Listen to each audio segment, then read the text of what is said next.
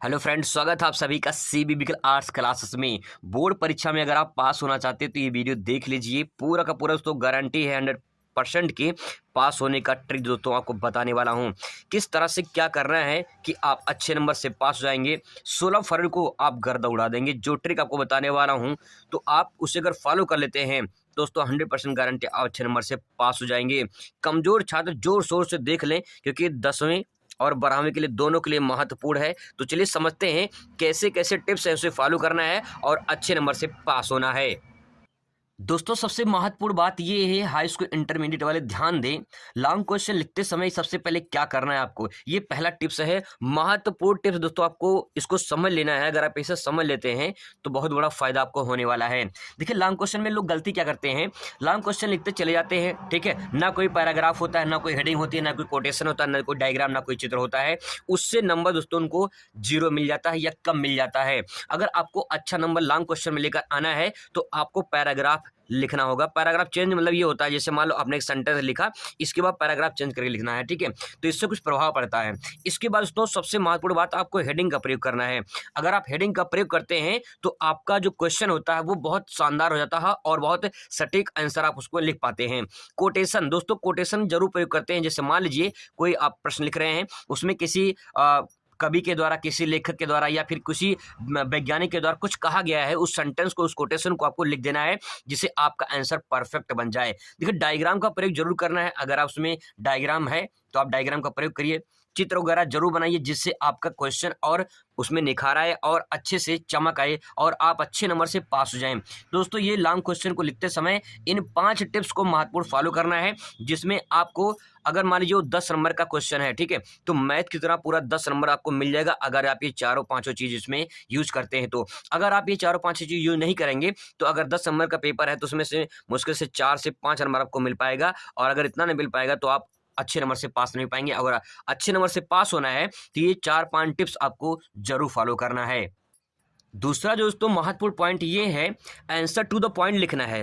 ध्यान रखना दोस्तों, आंसर अगर आप टू द पॉइंट नहीं लिखेंगे, मतलब ये है, अगर शब्द लिखा है, जैसे शब्द मतलब ये होता है कितने शब्द में लिखना है, अगर ये दिया गया है तो आपको उतने ही शब्द में लिखना है।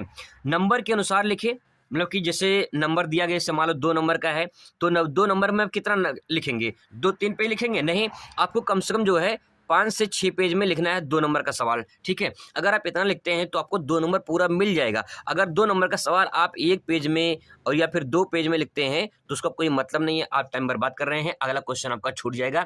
इसीलिए आपको आंसर टू द पॉइंट लिखना है। जितना शब्द कहा गया, अगर उसमें शब्द लिखा कि 50 शब्दों में, 20 शब्दों में लिखना है तो आप उतने शब्द में लिखिए, ताकि जो है आपका सही टाइम पे पूरा हो जाए और सारे क्वेश्चन आप अटेम्प्ट कर लें, ठीक है।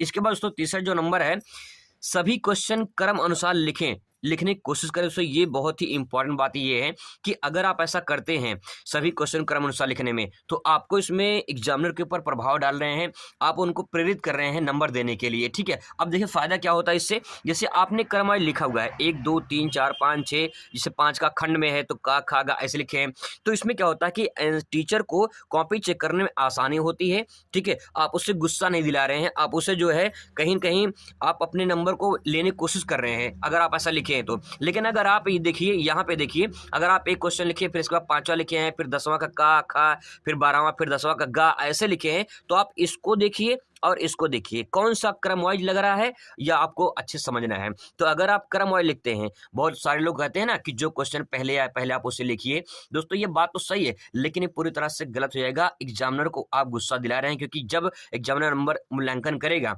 तो अगर एक क्वेश्चन है फिर दूसरा नहीं है तो हो सकता है दूसरा छूट जाए और आपने दूसरा आगे किया है और नंबर मूल्यांकन में ना चढ़े तो आपका 0 नंबर चढ़ जाएगा उस पर, इसीलिए नंबर कम हो जाएगा। आपको ध्यान में रखना है कि आंसर जो है टू द पॉइंट होना चाहिए और टू द पॉइंट में क्रम वाइज लिखना है, ये आपको ध्यान में रखना है। ये बहुत सारे लोग बताते हैं कि जो क्वेश्चन पहले है पहले वो करना चाहिए, ऐसा गलती मत करिए, क्रम वाइज लिखिए। अगर कुछ नहीं आ रहा तो बना बना के लिख दीजिए उसमें, लेकिन आप क्रम वाइज लिखेंगे तो आपको कहीं ना कहीं फायदा उसमें मिलेगा। अगला पॉइंट दोस्तों यहाँ पे देख लीजिए, अंडरलाइन या इंपॉर्टेंट शब्द को हाईलाइट करिए। दोस्तों बहुत ही इंपॉर्टेंट बात यह है कि जब क्वेश्चन आप लिखिए कोई भी चीज, जैसे कोई कोटेशन वगैरह हो तो उसे अंडरलाइन कर दीजिए, ठीक है, या तो हाईलाइट कर दीजिए। इससे प्रभाव ये पड़ेगा कि आपने जो महत्वपूर्ण बिंदु उसमें लिखा है उससे एग्जामिनर का ध्यान जाएगा और आपको तुरंत चेक करके वो जितना नंबर रहेगा उस पर नंबर दे देगा। तो आप ध्यान रखिए, जब क्वेश्चन लिखिए तो उसे हाईलाइट जरूर करिए, इंपॉर्टेंट पॉइंट को जरूर मार्क करिए, ठीक है, या फिर इन्वर्टेड कॉमा में कर दीजिए, या तो अंडरलाइन करिए या तो हाईलाइट करिए, ठीक है। किसी प्रकार से आपको ये 3 चीज करना है। अगर आप ऐसा करते हैं तो आपको पूरा नंबर मैथ की तरह ऐसे नंबर मिल जाता है। अगर नहीं करेंगे तो मान लीजिए 5 नंबर क्वेश्चन है तो उसमें 2 नंबर या 3 नंबर ऐसे आपको मिलेगा, ठीक है। तो ध्यान रखना है 2 नंबर या तो 3 नंबर, ठीक है।